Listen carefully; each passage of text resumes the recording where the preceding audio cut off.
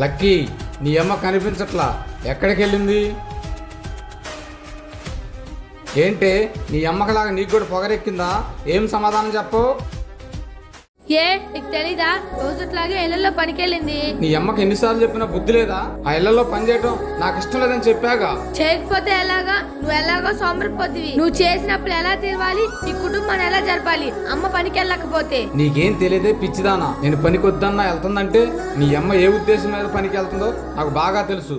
ఇంకా చాలు, నోరు మూసుకో. ఇంకొక మాట అమ్మ గురించి తప్పుగా మాట్లాడావో నాన్నవని కూడా చూడను. అమ్మ గురించి నీకేం తెలుసని మాట్లాడుతున్నావు? నువ్వు మగాడి వై తాగి తిరుగుతున్నా అమ్మ ఆడదే ఉండి కూడా మన కుటుంబం రోడ్డు మీద పడకూడదని 4 ఇళ్లలో పాచి పని చేసి నిన్ను నన్ను పోషిస్తుంది. ఇదే నువ్వు అమ్మకిచ్చే గౌరవం?